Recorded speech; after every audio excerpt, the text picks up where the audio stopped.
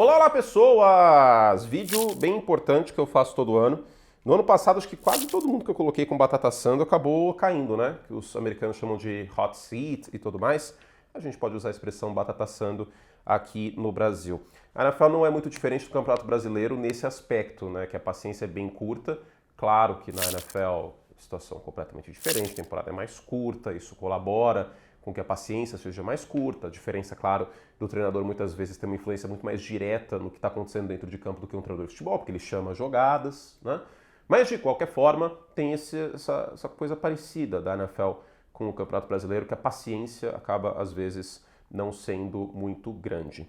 E aí, como tradicionalmente eu faço sempre antes de uma temporada, e aos poucos a gente vai começando a fazer conteúdo aqui para aquecer os motores rumo à temporada 2025 da NFL, são os 5 técnicos com a batata assando dos 32. Eu separei aqui 3 menções honrosas no final do vídeo, que eu vou falar, que eu não acho que estejam com a batata assando, mas que eu vou falar no final do vídeo, tá bom?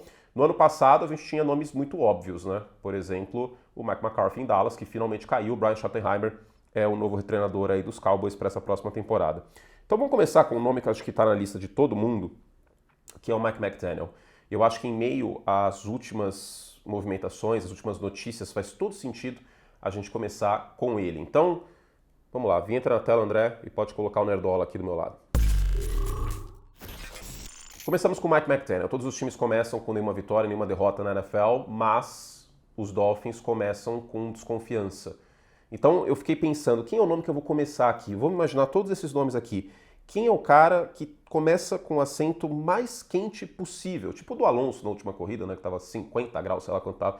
Quem é que começa com o assento mais quente de todos? Eu acho que é o Mike McDaniel pelo contexto. Os Dolphins não foram para os playoffs no ano passado, o time teve aí uma campanha abaixo da expectativa, eu acho que Miami tinha elenco para brigar por pós-temporada, tem toda a questão do Tua, que renovou o contrato no ano passado, que joga bem contra time fraco, não joga tão bem contra time mais forte. Tem a questão também que não houve o contra-ajuste tático por parte do McDaniel, aquele ataque explosivo de Miami começou a ser mais combatido com os cornerbacks adversários pressionando na linha, e aí não tem tantas outras alternativas, então eu não vou dizer que chega a ser um one-trick pony, mas a velocidade per se não está bastando em Miami para conseguir bons resultados. Tem a questão do Buffalo Bills dominando os Dolphins, e quando você apanha tanto para o time que é o vencedor da divisão há algum tempo, fica muito feio para um treinador. E tem, claro, o vestiário. Depois da última partida da temporada passada, né, que o Miami até sonhava no final do ano ir para os playoffs e tal, mas também se fosse para os playoffs não ia fazer muita coisa. O Tyreek Hill surtou, e aí colocaram panos quentes, o Will Grier e o Mike McDaniel conversaram com ele, tá tudo certo, aparentemente o Tyreek Hill não vai ser trocado, mas aquilo me passa um sinal muito forte de que não existe comando em Miami, ou pelo menos que o comando não é respeitado, tá? Então se você dá um surto como aquele, mostra que você não tem medo do seu treinador. Essa é a realidade. E se você não tem medo do seu treinador é por um motivo, é que ele não tem credibilidade, vamos dizer assim, com os atletas. E hoje eu acho que esse é o caso do Mike McDaniel, que é um cara gente boa, engraçadão nas coletivas, mas aí é a faca de dois gumes. Quando o cara é assim, as coisas não estão bem e o jogo, né, as vitórias não estão vindo, a conta acaba sendo com juros do outro lado. Eu acho que é o que está acontecendo em Miami. Né? Essa postura dele, acho que muito aberta, vamos dizer assim, pode estar sendo algo ruim para ele. Isso vale, por exemplo, o Jim Harbaugh, tá? Um outro lado, né? Um cara muito intenso e tal. Isso aconteceu em São Francisco. O time não performando acaba sendo uma faca de dois gumes. Enfim, uma outra situação é que o McDaniel que veio de São Francisco, inclusive. E aí, para completar, a gente tem um quarterback que mentalmente ele tem suas panes, né? Que é o Tua. E aí vai um pouco na conta do head coach. Para resumir, se New England com o Drake May der um salto de produção, ficar na frente dos Dolphins, por exemplo, na AFC Leste, ou mesmo os Jets, acho mais difícil com o Justin Fields, aí a casa vai cair, tá? Se os Dolphins não forem para os playoffs, a casa tende a cair, até porque o contrato do Tua dá para sair daqui a um tempo. E aí nessa o McDaniel pode ir junto. Meu segundo nome aqui é um cara que é refém de um quarterback ou de dois quarterbacks, e a situação pode ficar bem delicada. O Shane Steichen em 2 anos tem 17-17 de campanha. Ou seja, 50%. Só que esse 17-17 não foi o suficiente para ir para os playoffs. E o técnico anterior teve toda uma questão tal de não ter o seu quarterback, e o trabalho acho que realmente não faria sentido a continuação. O Frank Reich foi para os playoffs com os Colts. E vamos combinar que Indianapolis não joga na divisão mais difícil do mundo. Mas o grande ponto é que o Shane Steichen, qual que é a ficha corrida dele? Por que ele foi contratado? Ele foi contratado para lapidar o Anthony Richardson, porque ele teve esse crédito e esse mérito com o Jalen Hurts. Só que o Jalen Hurts, e o Anthony Richardson, neste momento, estão em polos opostos de ética profissional. A gente está falando de um Jalen Hurts, que é uma máquina de trabalhar, e isso a gente sempre tem que dar o mérito para ele, e um Anthony Richardson que pediu para descansar a terceira descida. Vocês esqueceram disso talvez, mas eu não. Vocês lembram, né? Tô cansado, enfim. Nunca vi um quarterback fazendo isso. E aí vem um pouco na conta do treinador. Não bastasse isso, teve o malabarismo no ano passado, olha eu fazendo malabarismo virtual aqui, malabarismo, de tirar o Anthony Richardson e ir com o Joe Flacco, coisa que não deu muito certo. Isso tudo vai na conta dele. Então ele começa o ano sim com a batata assando. A gente tem uma disputa de titularidade no Indianapolis Colts, que não é aquelas coisas, essa disputa que é o Daniel Jones contra o Anthony Richardson. E aí se for com o Daniel Jones e a coisa ficar feia na temporada, alguém vai pagar essa conta. Mesmo que vá com o Richardson, ele não evolui. Então é uma situação para o Shane Steichen de se correr o bicho pega, se ficar o bicho come. Mas espere, como diria aquelas propagandas do 1406, do Amber Vision e do... que mais que tinha? Do Sonic 2000, aparelho de escuta. Mas espere, tem mais. Vale lembrar que o dono do Indianapolis Colts, o Jim Irsay, faleceu nessa intertemporada. E as filhas dele herdaram o time. Quem contratou o Shane Steichen não foram elas, foi o Jim Irsay. Então pode ser que elas queiram trazer um novo treinador para a próxima temporada. A situação do Shane Steichen é bem delicada, viu? Terceiro nome aqui eu fiquei com o coração partido de colocar, mas eu vou ter que colocar, porque é mais um que chegou para lapidar o quarterback. E ele vem conseguindo isso. A batata aqui não está assando, colocaram papel alumínio só, é o Dave Canales. No ano passado, o Carolina terminou com 5-12 de campanha, e a defesa foi uma catástrofe, tá? A defesa dos Panthers muito frágil, inclusive o time draftou edge rushers e acabou reforçando essa unidade, depois inclusive de ter trocado o Brian Burns há um ano. E aí, o Bryce Young melhorou ao longo da temporada. Fez bons jogos contra Kansas City e contra a Filadélfia, por exemplo. Será que essa curva vai continuar? Eu acho que a manutenção do emprego do Dave Canales ela vai junto do Bryce Young. Se o Bryce Young for embora, for descartado, eu acho que o Dave Canales pode acabar caindo junto. Ou ele pode ter um sinal verde e falar assim, ó, você vai escolher um quarterback para chamar de seu. Né? Você fez o possível e tal. Vamos ver como vai ficar essa situação. Mas eu não descartaria que o Dave Canales pagasse essa conta a depender de como vai o ano. Eu apostaria nisso? Não. Eu gosto do que ele fez no ano passado, considerando o material humano que ele tem, tá? Antes que o torcedor dos Panthers ache que eu tô jogando contra, papapá, até porque eu influencio muito o que tá acontecendo nos Estados Unidos, né? O que eu falar aqui, com certeza alguém vai assistir lá e falar assim, tem aquele cara em São Paulo que falou isso aí, agora tem jogo da NFL em São Paulo, a gente tem que prestar mais atenção no que ele tá falando, né? Acho que é uma boa demitir. Não, lógico que não, né? Pelo amor de Deus, quem sou eu na fila do pão. Mas eu acabei colocando o Dave Canales aqui só pra gente ficar de olho, tá? Eu não acho que vai acontecer nada, mas enfim. Os dois nomes que eu realmente acho que estão com batata assando é o primeiro e o segundo. O quarto, o quarto é o empresário do Catinguelê de Ohio.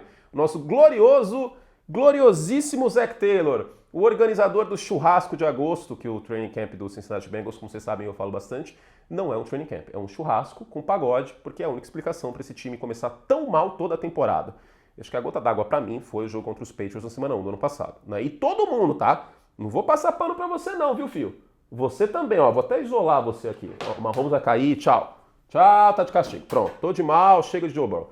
Ele também jogou mal, hein? Vamos falar aqui a real. Não é tudo na conta do Zac Taylor, não. Jogou mal nesse jogo. Pois bem, vou incorporar um princípio de ciência política e talvez teoria do Estado do Brasil dos anos 80. Presidente está mal? Troca de ministro da Fazenda. Final dos anos 80, claro, né? Da Nova República. Troca de ministro da Fazenda. Sarney fez isso umas 200 vezes. Alguém tem que pagar a conta. Quem pagou a conta foi o Luan Arumo. Não foi o Zac Taylor, que foi mantido no cargo para essa próxima temporada. A gente tem um novo coordenador, o Al Golden, que fez um bom trabalho no Notre Dame, inclusive no ano passado no college. Agora, se os Bengals, com Ja'Marr Chase renovado, T. Higgins de volta, Joe Burrow, vamos ver o que vai acontecer dessa situação aí do Shamar Stewart, do embrólio de contrato de calouro e, claro, do Hendrickson. Mas se os Bengals não forem para os playoffs com esse time, alguém tem que pagar a conta, né? Sabe qual é a minha tese? A minha tese, e isso vai na direção do que eu conheço dos Bengals há algum tempo, é que o Mike Brown e o Cincinnati Bengals é um time bastante mão de vaca. Eu suspeito que a multa contratual do Zac Taylor ela não seja muito amigável. E aí vai postergando aí e tal, porque a multa diminui ano que vem, por isso ele não foi mandado embora ainda. É a única explicação que eu encontro pro Marvin Lewis ter ficado tantas temporadas em Cincinnati e o Zac Taylor ainda não ter sido mandado embora. É bem verdade que o ataque de Cincinnati foi muito bem no ano passado, mas head coach tem que ter pulso, tem que ter comando. Não dá para jogar em setembro como o Cincinnati joga na era Zac Taylor, pelo amor de Deus. E por fim, esse você vai se surpreender, se você não estava esperando, e esse o torcedor dos Bills já pega em tochas para me dar uma voadora. Sean McDermott. O Sean McDermott é o protocolo Muricy Ramalho na Libertadores. São Paulo foi tricampeão do Brasileiro, mas depois do título em 2005 não voltou a ganhar a competição, que é a que o torcedor de São Paulo mais gosta. É só você ver a lotação de São Paulo, que é boa, né, no Morumbi no Campeonato Brasileiro e na Libertadores. E aí o Muricy em mata-mata não era a mesma coisa, papapá, e o torcedor de São Paulo ficava pistola, e acabou o ciclo do Muricy como treinador, ele ainda está no São Paulo agora em uma outra função, mas acabou como treinador também pelo desempenho no mata-mata. E é exatamente a situação do Sean McDermott. Lindo, maravilhoso, múltiplos títulos da AFC Leste, ajudou a lapidar o Josh Allen. Josh Allen MVP ano passado, a defesa dos Bills em altos e baixos, se recupera sempre no final do ano, se reinventa, joga bem. Peças que você não esperava tanto nessa defesa jogam bem. E aí vem um Baltimore Ravens, um Kansas City Chiefs, alguém nos playoffs, e eles perdem, eles não conseguem ganhar de Kansas City nos playoffs, e é isso. E talvez exija-se um fato novo ou um novo casamento, um novo treinador para o Josh Allen.